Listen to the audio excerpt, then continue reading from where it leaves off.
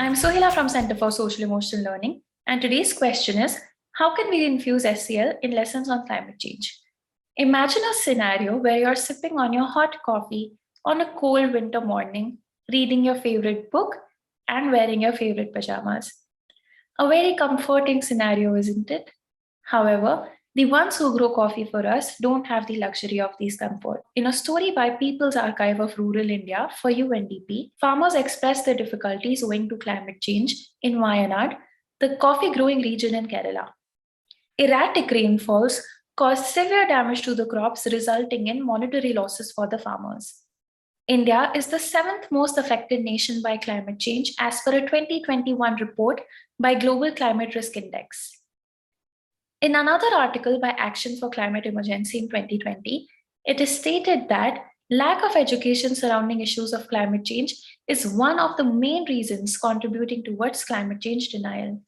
As per a Yale University research on climate change communications in 2018, 65% of the Indians remain unaware about climate change, even though most of the Indian population is living in areas that are at the risk of completely submerging by 2050. UNESCO is making efforts to make education a visible part of international response to climate change because it is believed that education surrounding issues of climate change will encourage children to change their lifestyle and adopt more sustainable practices. It will familiarize them with the adverse consequences of climate change. It will help them adapt to the changing world better. And most importantly, it will help them develop a culture of caring towards the environment.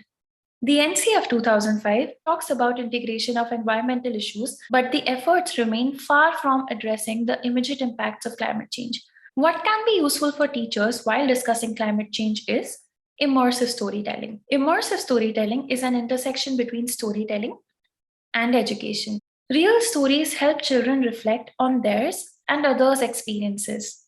For example, if you are a teacher in Rajasthan and talking to your students about Aravalli degradation owing to the illegal mining practices, then an effective way of including immersive storytelling in the room would be to talk to your children and share stories of people surrounding the mining areas and who are suffering from silicosis as a consequence of the dust that is there. Field visit is also one of the most effective ways to help children reflect on their own and the experiences of others. And another tool that can be used to infuse SEL in lessons on climate change is, in one of our projects at CSEL, we integrated sustainable development goals in science lessons. We framed questions such as, how does the amount of rainfall impact agriculture in India?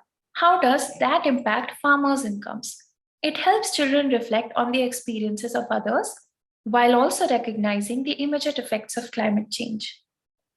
We hope these tips are helpful to you in classroom. See you soon with another question.